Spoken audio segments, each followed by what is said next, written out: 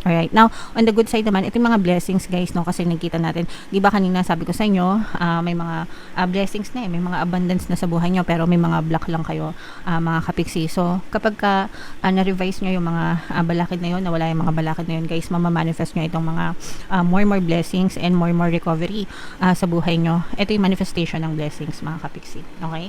So, mamamanifest nyo itong mga blessings na to, and itong mga blessings na to guys, ang magiging dahilan para makarecover kayo or makabangon kayo sa inyong kabuhayan.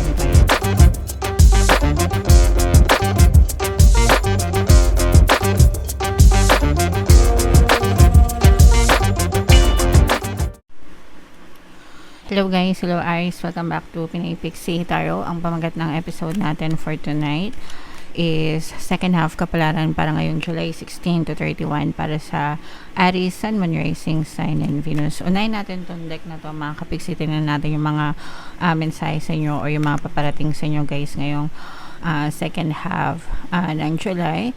For some of you, mga kapiksi, ibig sabihin nito medyo nagiging mailap, no, yung mga opportunities na dumadating sa inyong buhay, pero meron pa rin naman mga kapiksi, no, kung talaga magsisikap lang kayo na maghanap. And kung feeling nyo naman guys, walang dumadating na opportunity, you can make one for yourself, no? Pwede ka mag-create ng opportunity para sa sarili nyo, mga kapiksi. So, wag nyong ililimit yung sarili nyo guys sa kung ano lang yung nakikita nyo sa paligid nyo.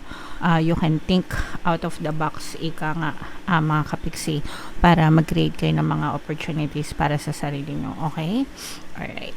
So, yung next na message para sa inyo, Aries. This is abundance in reverse, mga kapiksi. Pag sinabing reverse guys, ibig sabihin nagkakaroon ng balakid sa mga abundance or kasaganaan sa buhay nyo. Pero mamaya guys, no, titingnan natin dito sa deck na to kung ano yung energies or kung ano man yung balakid pagdating sa abundance nyo, mga kapiksi. Okay? Yung abundance guys, pare-parehas tayong may access dyan, no? Dahil lahat tayo anak ng Diyos, mga kapiksi. Yun nga lang, for some of us, hindi masyadong aware kung paano i-manifest ng maluwag sa buhay yung abundance, mga kapiksi. And for some of you, maaring may mga balakid nga guys, no? So, yeah. Dapat alam nyo kung ano yung mga balakid nyo para ma-work on nyo siya, mga kapiksi. And ito naman is, this is more on your healing guys, no? Kung meron kayong mga karamdaman, may mga sakit sa kahit anong aspeto ng kalusugan nyo, mental, emotional, physical, and even spiritual, mga kapiksi. Ibig sabihin, unti-unti nang magiging ma-okay yung inyong pakiramdam guys, no? Pero syempre, mas maganda pa rin na kumonsulta guys, no, sa mga manggagamot, sa mga doktor, ganyan, para alam nyo yun, talagang okay, para talagang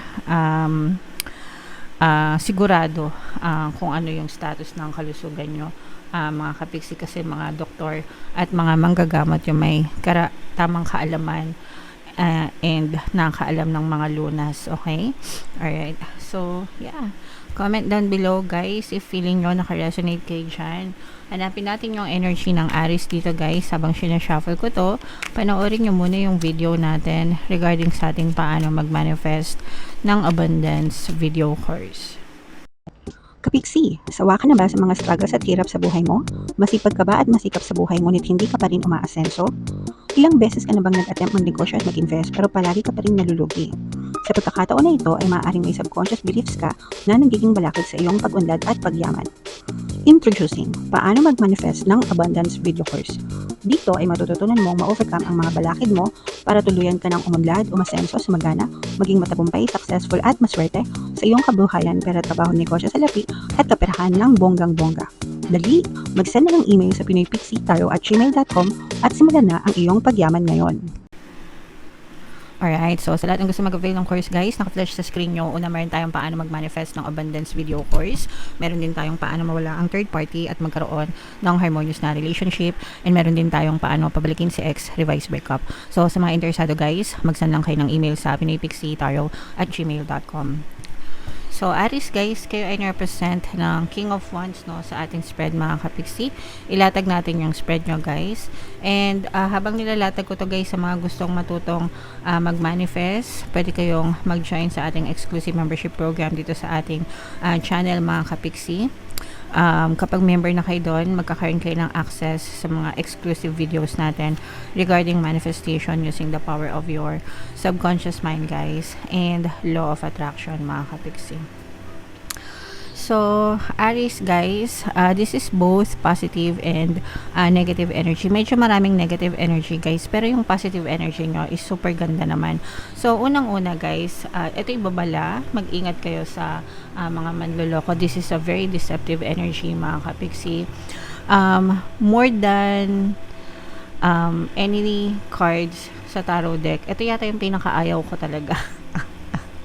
Na lumalabas, no? Kasi ito'y energy ng manloloko, sinungaling, dishonest, mga backstabber, mga kapiksi. So, always kayo mag-ingat guys kapag lumalabas ng energy na to. Mag-ingat kayo sa kaperahan nyo, mag-ingat kayo sa pag-ibig, mag-ingat kayo sa kahit anong aspeto ng buhay nyo, mag-ingat kayo sa mga taong pinagkakatiwalaan nyo mga kapiksi, kasi hindi nyo alam kung kailan kayo magiging biktima ng panloloko guys, okay? So medyo mag-ingat na lang kayo mga kapiksi, kasi kapag kayo ay naloko mga kapiksi, no, nakikita natin na malaking problema yung magiging dala-dala nito sa inyong buhay mga kapiksi. So ito ay mga problema, depression, mga tinik sa dibdib, no? Parang kung namomroblema na kayo ngayon at lalo pa kayong na-scam or naloko, mas lalo pang titindi yung bigat ng dinadala nyo guys, no? Kaya palagi ko kayong pinapaalalahanan mga kapiksi na always kayong mag-ingat sa kahit anong aspeto ng buhay nyo, sa mga taong pinagkakatiwalaan nyo, para hindi kayo maloko mga kapiksi, okay? So ingat-ingat lang guys yung katapat nyan. And also pala another thing, itong manloloko na to, I'm sensing na for some of you, this is more of like a backstab energy mga kapiksi. Yung tipong taong pinagkatiwalaan mo, sinasabihan mo ng sikreto, ganyan, may inggit ito sa iyo, no? May inggit sa iyo ito, and sasaksakin ka nito patalikod para makalamang siya sa iyo, para maging pangat yung impression ng ibang tao sa iyo. Sisiraan ka nito sa ibang tao mga kapiksi, no, dahil sa kanyang pagkainggit guys. Kaya mag-ingat kayo sa mga taong pinagkakatiwalaan nyo. Magba-backfire ito sa inyong mga kapiksi. So saktuhan nyo lang guys yung pakikisama, yung tipong sakto na nakikisama ka pero hindi rin naman sobra-sobra para saksakin ka nila patalikod, okay? Alright, now on the good side naman, ito yung mga blessings guys, no? Kasi nakita natin, di ba kanina sabi ko sa inyo, may mga blessings na may mga abundance na sa buhay nyo, pero may mga block lang kayo mga kapiksi. So kapag na-revise nyo yung mga balakid na yun, nawala yung mga balakid na yun guys, mamamanifest nyo itong mga more blessings and more recovery sa buhay nyo. Ito yung manifestation ng blessings mga kapiksi, okay? So mamamanifest nyo itong mga blessings na to, and itong mga blessings na to guys ang magiging dahilan para makarecover kayo or makabangon kayo sa inyong kabuhayan guys, okay? So mag-focus na lang kayo guys, work on yourself, be independent. Kung kaya nyo maging independent guys, mas mabuti. Kasi feeling ko mas magiging successful kayo guys kapag naging independent kayo, okay?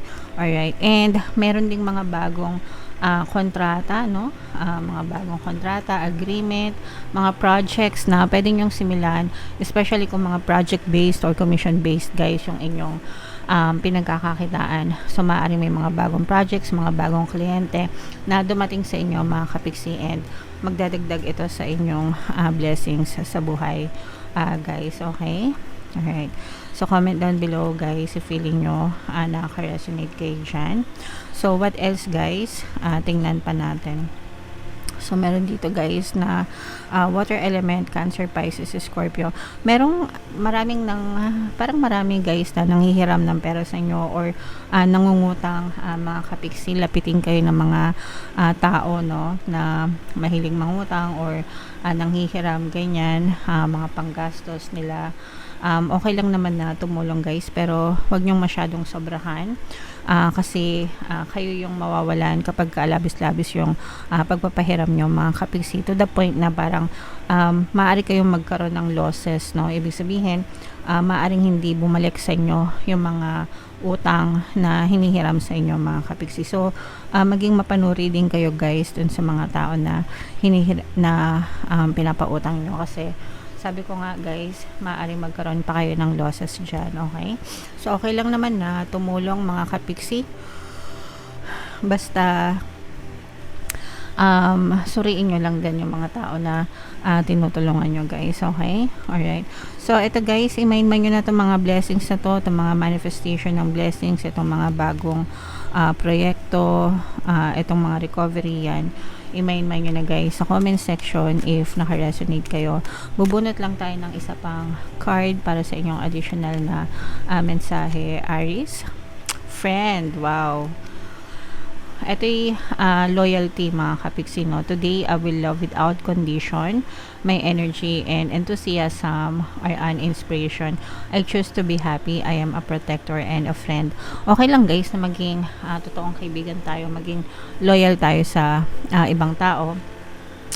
And makakita rin tayo ng mga tao na loyal and totoong tao rin na maaasahan din natin, and yung tutulungan din tayo and hindi tayo iba-backstab, okay? And pero sabi ko nga sa inyo guys, dahil lumalabas itong energy ng manloloko, no? Sometimes yung akala mo na very close sa'yo, yung malalapit sa inyo, di ba? Sila pa talaga yung nananaksak patalikod, sila pa yung nagtatraidor, and mas doble yung sakit kapag sila yung gumawa nun, kasi pinagkakatiwalaan natin sila, di ba? So it's okay to be loyal, basta you also have some sort of boundaries, no? Kailangan nagsiset din kayo ng boundaries para sa sarili nyo, para maprotektahan nyo rin yung sarili nyo, and hindi rin kayo maabuso or may samantala ng ibang tao mga kapiksi, okay? Alright. So, syempre may tiwala tayo sa sarili natin, pero sa ibang tao, hindi natin masasabi talaga. Okay? Alright. So, yeah.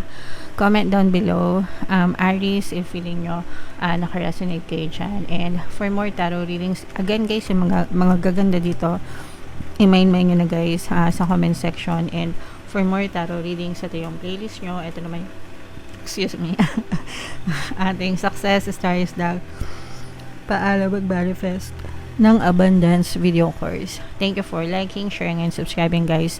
See you next time. I love you all. Have a nice day. Bye-bye.